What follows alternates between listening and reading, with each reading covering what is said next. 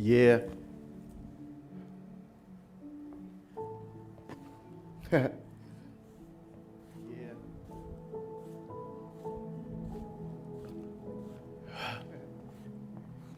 Man, that young minister know he preached today. Man, he preached. The way that the house is kind of, he preached the house down. He turned the house down today with his message. I was just so blessed by hearing him preach, because he preached in a way that you could hear him going over all of the speakers, and the anointing was just powerful coming from that young minister. I was just blessed. I can't even front. And he's talking to everybody. I got to get a word in with him before he go, but he's over there talking to Pastor Cameron, and Pastor Cameron can go, and Pastor Cameron ain't going to let him go, so I might as well keep on sweeping up this floor, because Pastor Cameron going to be a while. Oh, young minister, you need to dodge that one, because he going to talk to you for a while. Oh, now he's talking to Bishop Lowman. Oh, Jimmy got him. Oh, Bishop Lowman ain't going to let him go either, man. I want to talk to that young minister, though, man, because he blessed me today, You ever just be really blessed by a message, and I just want to talk to him, but he's over there talking to, oh, Lord, now he's talking to Mother Mabel. Okay, Mother Mabel don't talk that long to to people. She's a sweet lady, so she probably going to, let him go on by, Okay, there you go. Oh, wait a minute. Okay, now he's, oh, wow.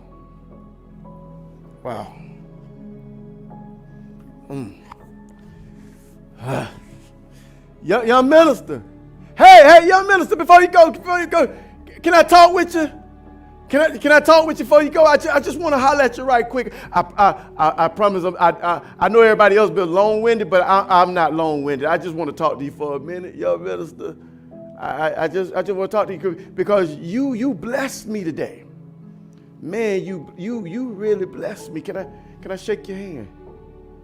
You blessed me today, man. The way you brought that word down, you came from Corinthians 4. Let a man so account of us as the ministers of Christ and the stewards of the mysteries of God. Moreover, it is required in stewards that a man be found faithful.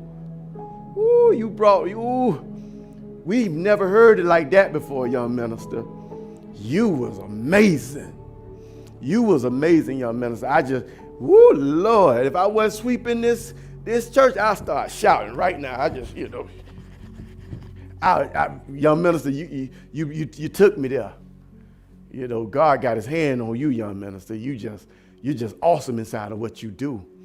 And I'm just blessed by you, But, I saw you talking to Pastor Cameron, and I saw you talking to Bishop Lowman, and I saw you talking to different ones, But I also saw, I ain't saying nothing. I'm not saying nothing. You don't need to put your defenses up. But I also saw when you was talking to Sister Christine. Yeah, I saw that, and I saw when you took a number.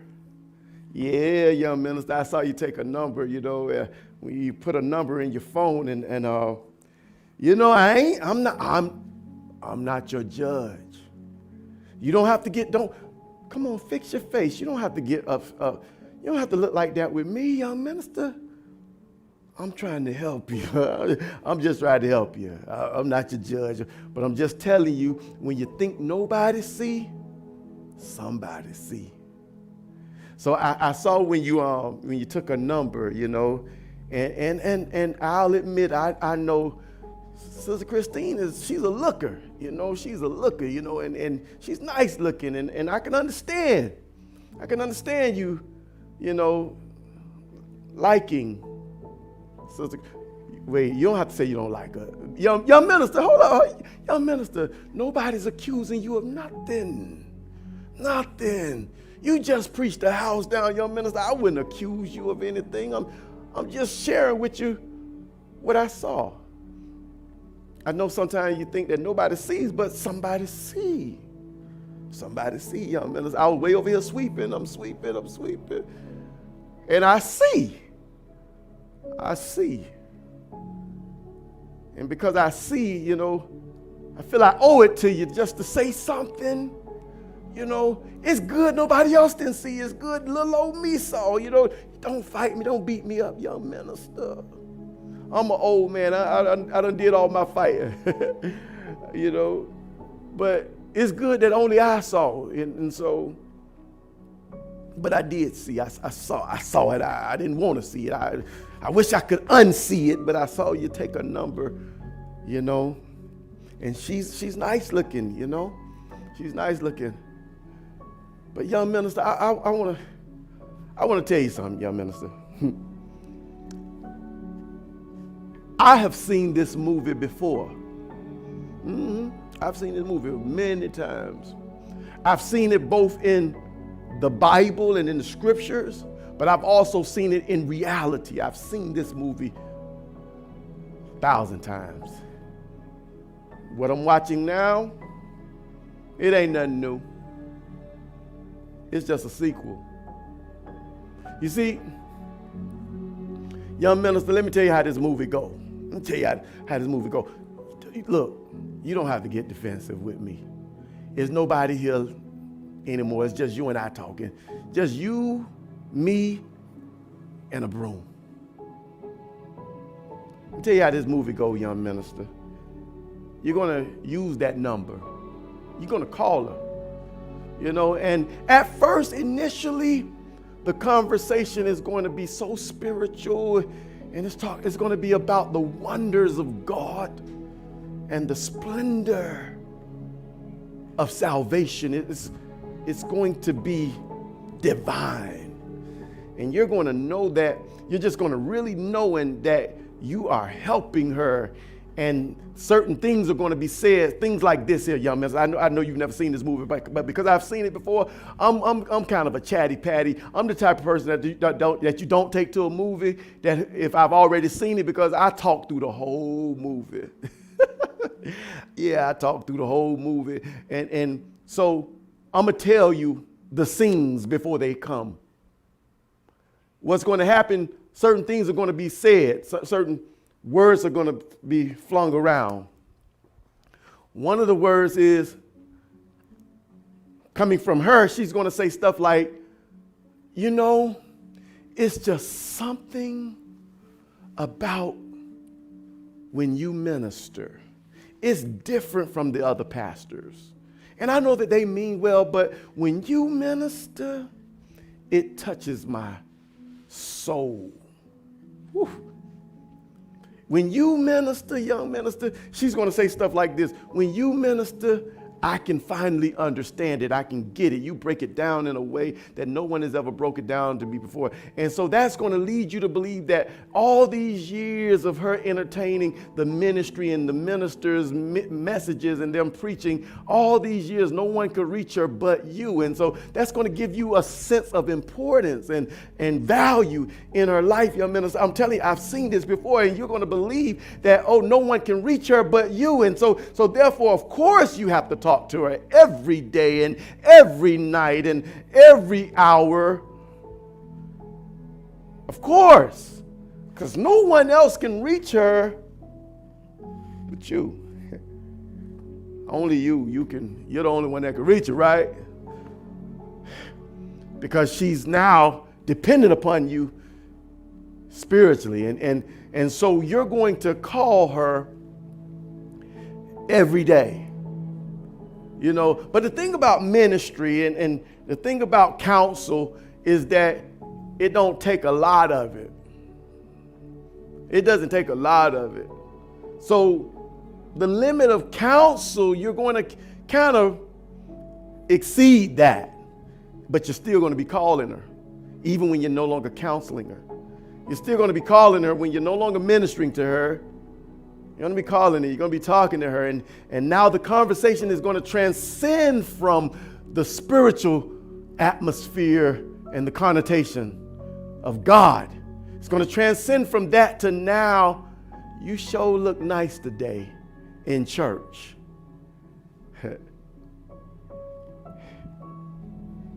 Young minister, man, don't get mad at me. I've seen this before. And if you've ever seen this before, sometimes you just need to share it with somebody. Sometimes you just need to share so people can see these things. That's why I'm talking to you, young minister, because I'm just sharing. I'm just sharing. I'm making you aware that I see.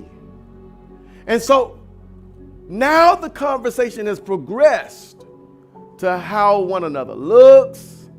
And now she's saying, you know what? I can't talk to anyone but you. And you're going to say, you know what? And I can't really talk to anyone but you. Oh, y'all sound so good, so melancholy. Oh, God, y'all can only talk to each other. No one else gets you. No one else understands you. No one else can relate. Only one another. And so now, y'all on the phone every day. Every day. And there's an elephant in the room, young minister. Now, by now, there's this elephant. He's big and he's gray, and he's big and he's gray, and he's in the room, messing up all your furniture.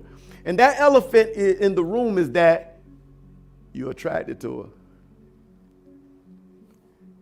You're attracted to her. And she's attracted to you. But you don't have the courage to admit it. Because if you admit that, that's when the floodgates open, and now you got to admit that everything that you're doing from that point is driven not by the necessity of saving her soul, no, not by trying to minister to her, not by counseling her. Everything is driven now by attraction. So you don't want to admit that you're attracted to her. So what you're going to do, young minister, you're going to allow her to admit that she's attracted to you. Yeah, young minister, I've seen this movie before. Young minister, why are you looking like that? You look so down. You look perplexed right now. You look as if someone has opened your life up and read it to you. But back to the movie. After a while, she's going to say things like, you know, anything that you say stays between you and I. And you're going to say things like, so can I trust you? Can I trust you?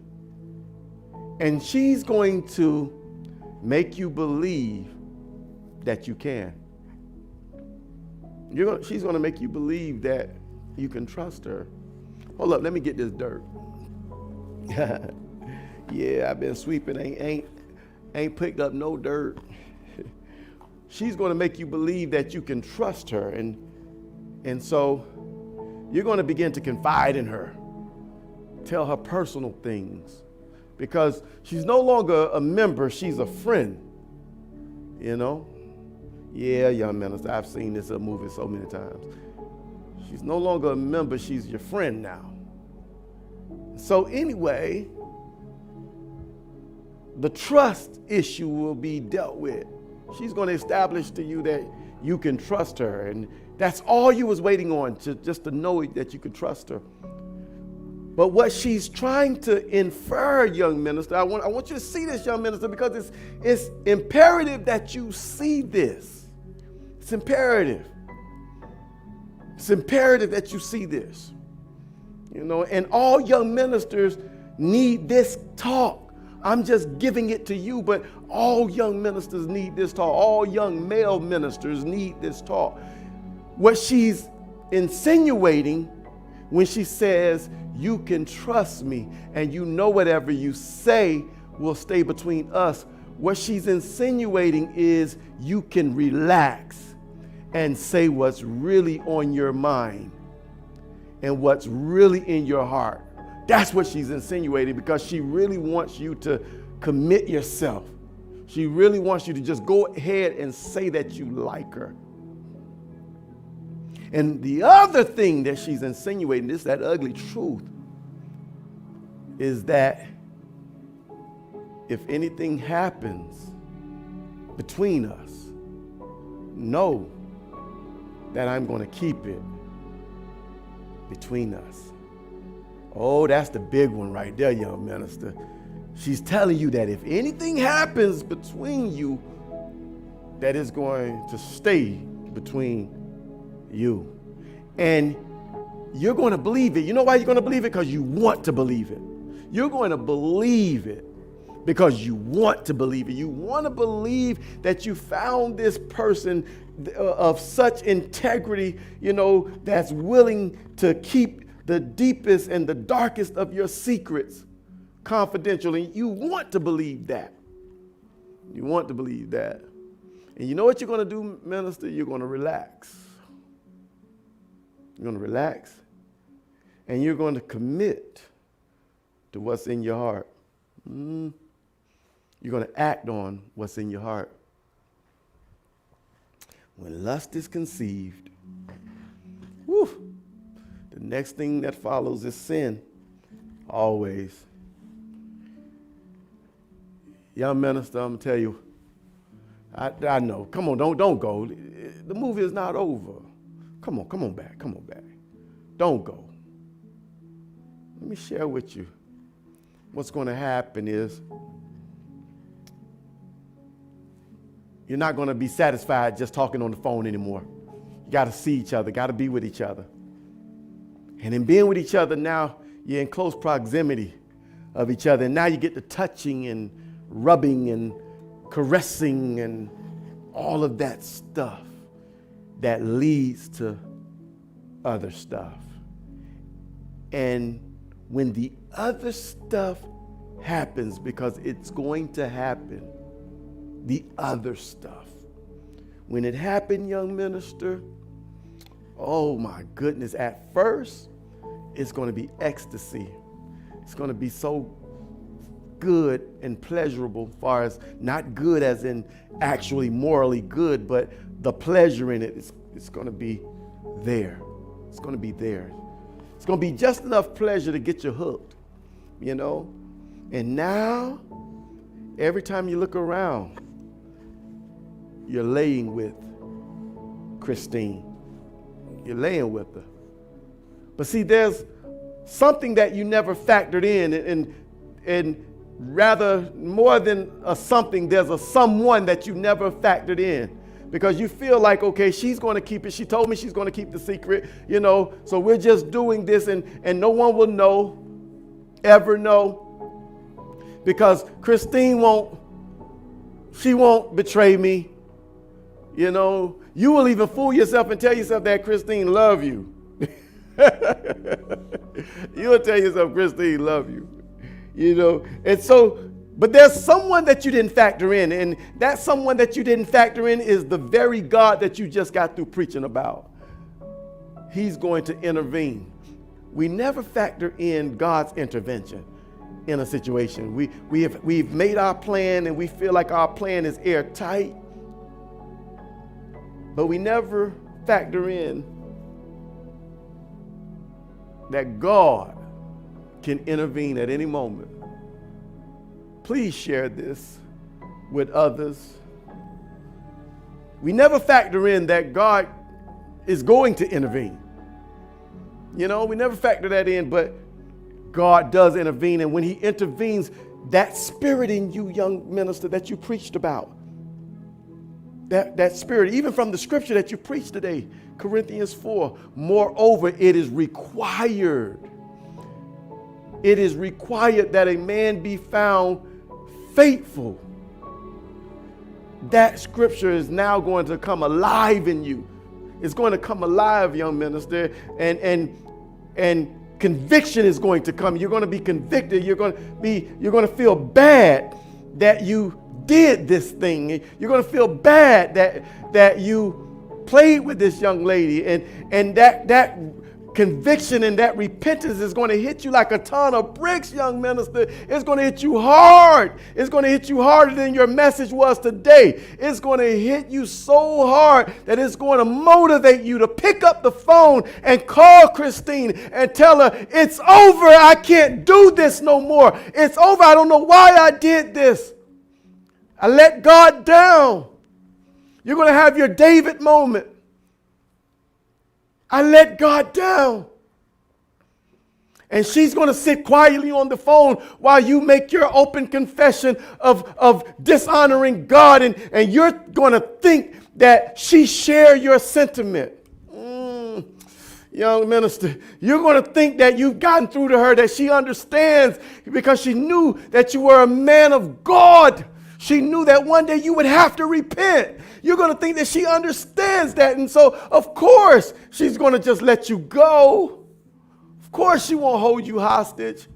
Of course, she won't hold it over your head. Of course, she understands. Of course. And you're going to tell her with much conviction, Christine, I can't do this anymore. I'm sorry that I fornicated with you. I'm sorry, but I can't do this anymore. I'm dishonoring God, and it's over.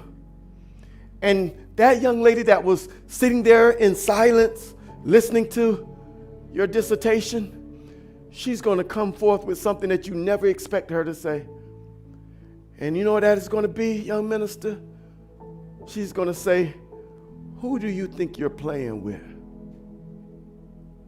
And she's going to tell you, I will not be disregarded. I will not be ignored. You should have found that conviction before you had me. Ooh, young minister. And then you're going to realize who and what you've been dealing with. It was never Christine. No. It was never Christine. I know you see her curves. I know you see her dainty smile. And I know you see how she always give you a little glance when no one's looking. And I know you see all the little flirting quotation marks that she's throwing out there to just let you know that she's interested. But it was never Christine. It was that same spirit. Come on, somebody. It was that same spirit that is always taking a man of God that was on his way up. That spirit is always taking him down. That's when that spirit is going to take off its mask and say, I will not be disregarded. I am the same spirit that occupied Delilah. I am the same spirit that occupied Jezebel. I am what caused David to want Bathsheba. I am lust. Then you're going to realize that lust never changes. The devil never changes his agenda. He always has one agenda, and he's always faithful to that agenda. And that is to steal, to kill, and destroy. In that order, steal, kill, and destroy. On Monday, he's trying to steal, kill, and destroy. Tuesday, he's still trying to steal, kill, and he never changes. And you're going to realize this whole time you've been entertaining Satan in the personage of a woman. Oh, young minister, please hear me now. You just preached the house down, but I don't want to see you down. I don't want to see you fall. Young minister. And so let me tell you what's going to happen. You're going to get off that phone and say, well, at least I broke it off. And that's where you're going to find solace in knowing that you broke it off and knowing that you stopped the relationship. You know, yes, you fell into sin, but you stopped it. And you're going to feel like that matters. You're going to really feel like that matters. Trust me, I know. As long as you initiated the breakup, you're going to feel like that really matters. And so you're going to go about your life. You're not going to tell nobody. And you're going to pray that she don't tell anybody. And so you're going to go about your life and you're going to go about your ministry. But young minister, let me tell you, remember when I first started out this conversation with you, I said I was over here sweeping, but I saw you. You're going to hope nobody knows, but God always makes sure someone sees you. He always. And so days are going to go by Weeks are going to go by, maybe even months, and you're not going to hear a peep out of Christine. And you're going to convince yourself, well, maybe she's okay. Maybe she's not going to say anything. And you're going to hope that you're right. You're going to hope that you're right.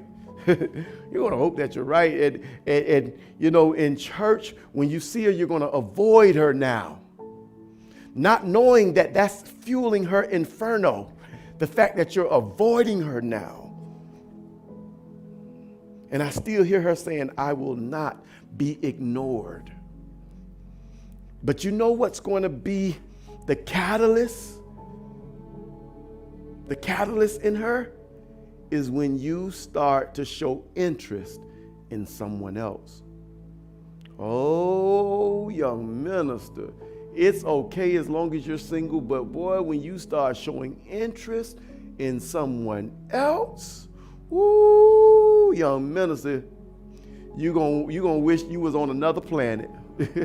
I'm telling you, young minister. Can you hear me, young minister? And I'm going to tell you what's going to happen. Oh, my God. When that young lady that was so silent and that young lady that was suffering in silence for the last few months, keeping y'all secret just between y'all, just like she said she would do, keeping your trust, keeping your confidence, just like she said she would do, that same young lady, ooh, that young lady is going to all of a sudden. Now remember when you was talking to her, she had no conviction. She didn't share your conviction of repentance. But all of a sudden, conviction is going to hit her like a ton of bricks. Supposedly. Oh, young minister. Oh, she's going to make it seem like she's feeling so bad.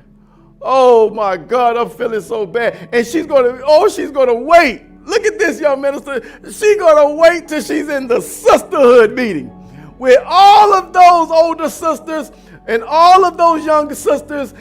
When they're all there, she just there to encourage one another. She's going to come in all broken up, all heavy laden. And she's going to seem like there's something on her heart that she just don't want to say. But she's already decided, I'm going to say it tonight. But she got to sell it. She got to sell it, young minister. Ooh, you got to catch this, young minister. She got to sell it. So she got to come to the meeting like she's so hurt. I got to put this broom down for this one because I got to show it to you, young minister. She's going to come like this. And you know Sister Mabel, and you know Sister Marjorie, they're going to say, baby Christine, what's wrong? And she's going to say, I don't want to talk about it. And see that if you ever want people to make you talk about something, say you don't want to talk about it. Oh, she's going to play them like a fiddle, young minister. She's going to say, I don't want to talk about it. It's too bad. And I'm going to show you how she's going to sell it, young minister. She's going to say, I did something bad. Ooh, young minister, she's going to raise every eyebrow in the room when she says that. And you know what they're going to say? Baby, what you did, there's nothing so bad that God can't fix it. You know, and they're going to immediately rush into ministry mode. They want to recover the little sister, you know, because they feel her, she's feeling so bad, and they just want to let her know the world is not over, baby. Baby, well, what you did? And she said, I can't talk about it.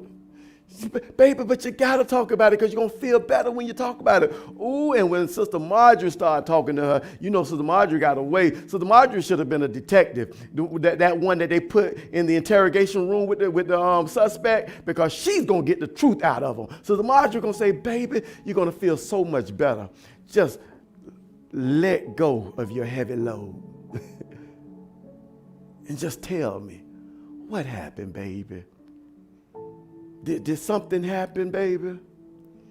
And Christine is going to say, something did happen, but I don't want to say nothing because it's going to hurt somebody else if I say something. And they're going to say, baby, you got to worry about your soul. Ooh, when they say that there to her, that gives her the green light. They say, baby, you can't worry about that. You got to worry about your soul because this thing is heavy on your heart, baby. What happened? Oh, and she has set the whole room up. They don't even know it. They have been completely set up. And they don't even know it. And she's going to say, I've been in fornication. And see, this is what I need you to see, young minister, because I don't think you factored this in yet, young minister, is they're not going to come down on her because of that. Because they know that she's not saved. Or they know that she's weak in church. She's not consistent in church already. So that's really not no news to them because they kind of suspected that. They look at her dress code or they look at how she carries herself. And so they kind of already suspected that. So that's not no news to them. So they're not going to come down. You did what? They're not going to say any of that, young minister. They're going to try to uplift her. They're going to, baby, it's okay. Just ask God for forgiveness. But see, she has not told them the plot twist yet. And see, this is when the movie get good. She has not told them the plot twist. She just told them that she's been in fornication. And so they're already by default geared to minister to that because they felt like Sister Christine has never been consistent yet anyway, and we don't believe that she's saved, so let's just help her along. But they don't know that there's a plot twist. They don't know. And she's going to say, and she's going to let them minister to her for about 30 minutes to an hour. And then she's going to come out with it this way. She's going to sell it. Oh, she's going to sell it. See, I've known Sister Christine for a little while, and I can tell you, she's going to sell it. You know how she's going to sell it? She say, no, she's going to cry out. She's going to cry out, no, y'all don't understand. Y'all don't understand. It's not only that I've been in fornication, but I've been in fornication with the man of God. Oh, plot twist. Plot twist. They're going to say, wait, what? You did with who? They say with the man of God. And now their minds are going to go to all of the men of God that are in the parish. And they're going to say, with who? Was it Kareem? No. Was it Yannick? No. And so now it becomes an interrogation. Now they want to know what man of God has done this thing. Was it Apostle Mike? No. No, it wasn't Apostle Mike. Was it Dave? No. Who was it? Who was it, Christine? It was the young minister. Oh, God. Somebody in the room gonna say, girl, you lying. Somebody gonna say, she's not lying. She's not lying. Somebody's going to take your side. Somebody's going to say, you always trying to take the men of God down. But somebody's going to have wisdom and say, she can't take the men of God down if they're walking in God. Oh, young minister. And that's when you're going to realize, young minister, that's when you're going to realize how fragile relationships in the church really are. Because they were just singing your praise today. But tomorrow, when they find that out, you're going to become Dr. Frankenstein, and they're going to become the villagers with torches at the outside of your door saying, burn him, bring him out, and burn him. You're going to find out how fickle church folk can be and how easily their hearts can turn. That's when you're going to realize that your charisma didn't win them over, that even how well you preached didn't win them over. And they're going to come to you and they're going to say, young minister, an accusation has been raised. Sister Christine, and I'm going to show you how she's going to word it. Christine has said that she's sleeping with you. Not has slept with you, not that you broke it off, not as if that would matter, but she's going to sell it like it's still going on. And she's trying to break away from you and you just won't let her go.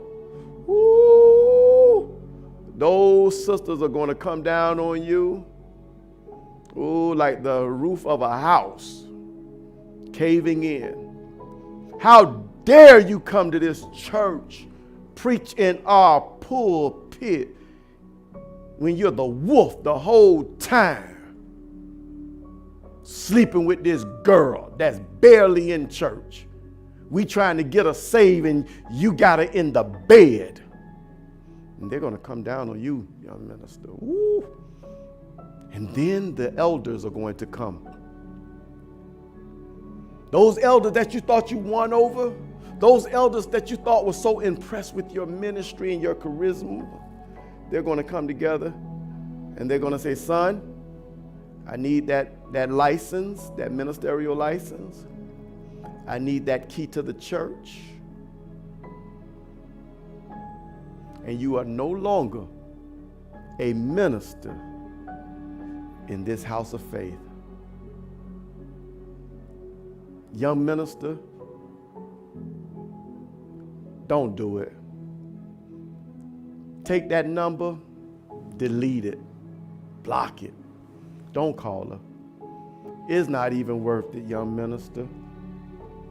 It's not worth it. Because they're going to talk to you and they're going to take your license away. They're going to take your key away. Oh, you ask, who am I? Who am I and why do I have so much to say? Because, young minister, they're going to bring the case to my desk. I know you saw me with the broom sweeping the church, but I do that because it's my church. I'm not the janitor. I'm the apostle of this ministry. And they're going to bring this situation to my desk and ask me what to do with him. And I'm going to have to say, we have to let him go. It's not worth the young minister. To all the young ministers listening to this, blessed is the man that endureth temptation. Endure the temptation. Don't fall. Don't trade your ministry for a moment of satisfaction. Don't trade your ministry. Don't believe that you're going to do that and people are still going to gravitate to you. People are still going to submit to you. People are still going to follow you because you are wrong. The enemy would have tainted your reputation and completely tarnished your credibility. To every young minister, hear what the word of the Lord is saying to you. Let Sister Christine go, no matter what her name is. Let her go. Take her number out your phone. Unfriend her on Facebook. Unfollow her. Whatever you need to do, protect your ministry. I love you so much. I've seen it all. I've seen it and I've done it all. I've seen it all. And I'm simply trying to protect your ministry. God bless you.